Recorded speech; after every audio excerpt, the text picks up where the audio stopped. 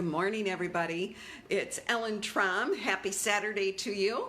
I just wanted to pop on here quick with a Pampered Chef item that I absolutely love, and it is because it allows me to drink coffee. For my whole life, I have never been able to drink coffee until Pampered Chef came out with the Cold Brew Pitcher.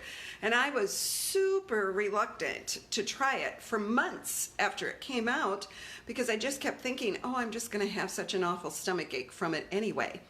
But when you cold brew your coffee, good morning, when you cold brew your coffee, it is 60% less acidic than regular coffee that is brewed with hot water and heat. Even if you heat your coffee in the microwave, it's going to release more of the acid in the coffee than what it does when it's cold brew. It is the heat that creates the acid, and that's why several people cannot drink coffee, because their stomach just doesn't tolerate the acid.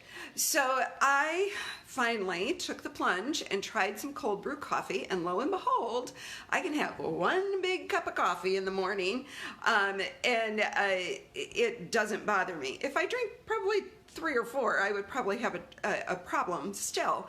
But the 1 cup, now I understand everybody's caffeine addiction, okay? Because now I get a headache in the morning when I don't have my morning coffee. So I just wanted to show you how the Cold Brew Pitcher works.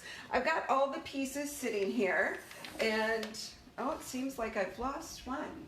Hang on, just a sec. Oh. Okay. I thought I had everything sitting here, but I did not. So we've got our pitcher base. I just rinsed this out, used the last little bit this morning.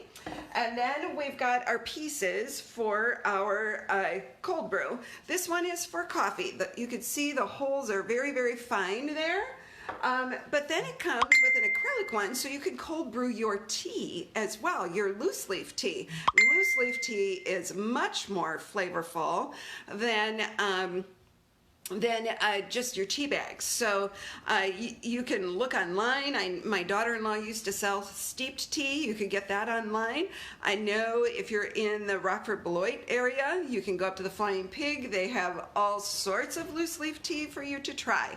So, but these just fasten on the bottom of our part here that keeps it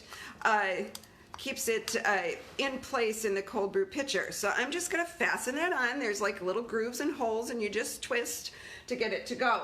And then I'm going to pop that in here, okay? And this right inside our pitcher.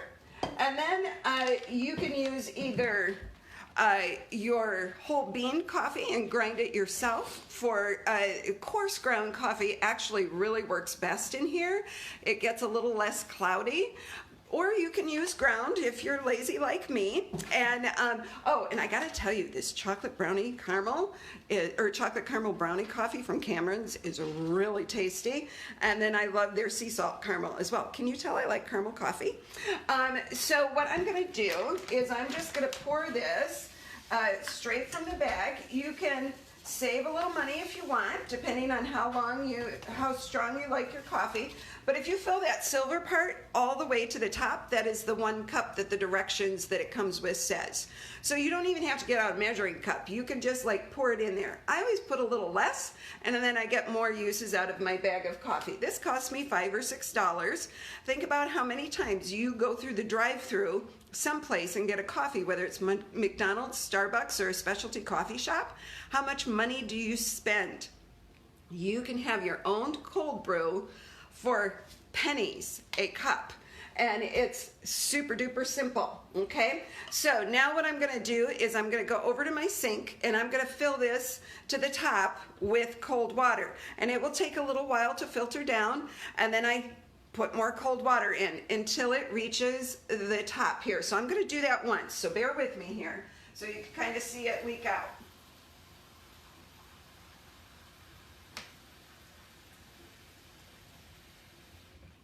Okay, so you can see it filtering through, okay? And then when you can see this going down. So when this quits quits going through, then I just fill it to the top of here again, and I do that until it's level with the top and it's not seeping out anymore. Be careful not to overfill because it will seep out of this little spout here eventually. So, but if you stay within the confines of the line here, you're gonna be just fine, okay? So then, to make it easy, because this gets slippery, they give you this little collar. Oh, and I got coffee grounds on the counter there and laid this in it, but there's this little arrow, so that's what goes up, and you just kind of get to put this neat little jacket on your cold brew pitcher to make it look nice. This is silicone, so then it gives you a nice firm grip. And then I forgot one other thing. Hang on. Beauty of live video, right? And then after I fill this, this little cover goes on here and it allows you to pour, but it doesn't seal it off. So I'm a little freaky. I kind of like that sealed off.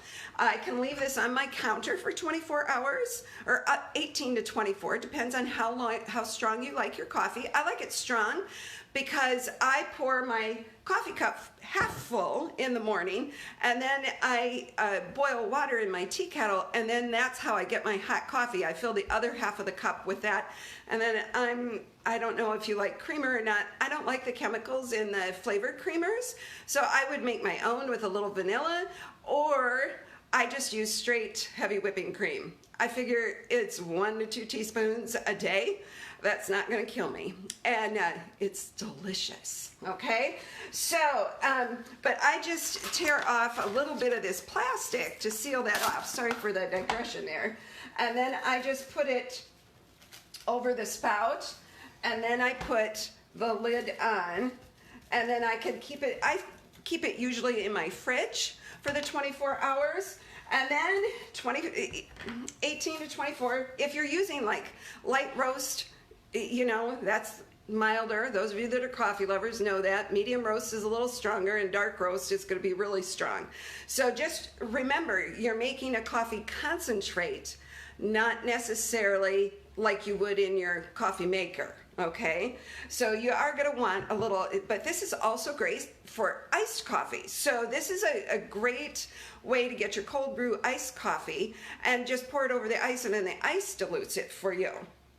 And so you can really make any coffee drink you want. There's tons of recipes on Pinterest. I'm going to pop in the comments here, hopefully pretty soon, my JPEG for simple syrup that you can make yourself, so you can make your own iced coffee drink at home, any flavor that you want.